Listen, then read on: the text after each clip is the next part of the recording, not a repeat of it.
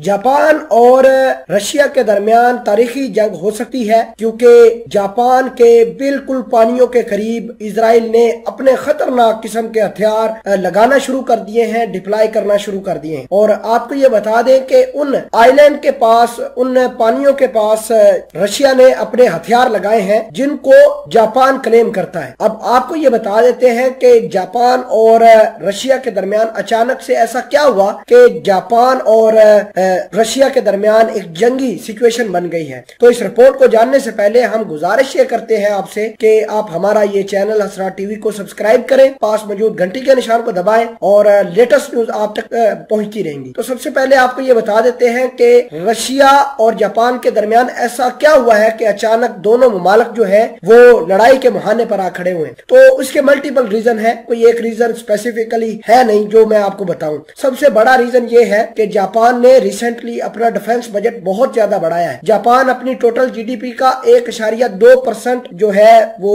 अपने डिफेंस के ऊपर खर्च करता है। और अगर हम इनकी जीडीपी देखें तो ये अपनी जीडीपी का 4.2 बिलियन डॉलर जो है वो अपने डिफेंस के ऊपर खर्च करते हैं। और अब जापान ने अपने डिफेंस बजट को इससे ज्यादा बढ़ाया है और 6.8 बिलियन डॉलर जो है वो अपने डिफेंस पर खर्च करने का ऐलान किया है। और आपको ये बता दें कि अगले आने वाले चंद सालों के अंदर जापान जो है वो और ज्यादा अपने डिफेंस बजट को आगे लेकर जाएगा और हो सकता है कि 8.2 बिलियन डॉलर तक ये अपना डिफेंस बजट ले जाए। इसके अलावा दूसरी अहम बात यह है कि जापान की ज्यादातर सिक्योरिटी है नहीं, जापान के पास ज्यादातर फौजी है नहीं। अम्ब्रेला पीस अकॉर्ड के नतीजे में अमेरिका जापान को सिक्योरिटी फराहम करता है और जो इन्होंने आपस में अमेरिका और जापान ने पीस डील साइन की हुई है वर्ल्ड वॉर 2 के बाद, उसके अंदर लिखा गया है कि अमेरिका जापान की सिक्योरिटी को मेंटेन करेगा और अगर जापान के ऊपर हमला होगा तो वो अमेरिका के ऊपर हमला तस्वर किया जाएगा। इसके अलावा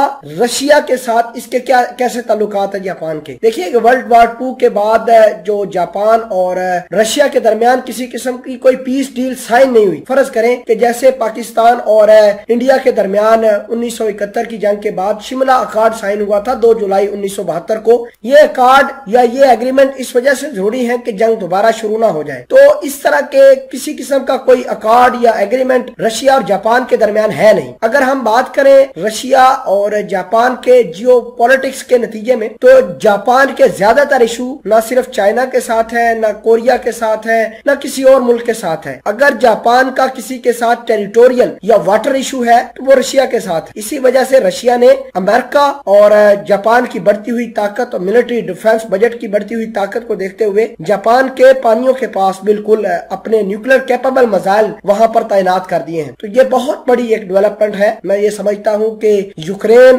का मामला तो सिर्फ एक साइड पर रह गया, अब जापान की नजरें एशिया की तरफ भी हैं। जापान ये चाहता है कि एशिया को भी अपने इन्फ्लुएंस के अंदर लेकर आए और अमेरिका बड़े बड़े प्रोजेक्ट लॉन्च कर रहा है, बड़ी बड़ी स्कीमें बना रहा है कि किसी न किसी तरीके से दुनिया को अमेरिका अपनी तरफ अट्रैक्ट करे, चाहे वो फोर्स के जरिए, चाहे मिलिट्री के जरिए, चाहे पैसे के जरिए, जो कि आज की डेट के अंदर मुमकिन होता हुआ नजर नहीं आ रहा।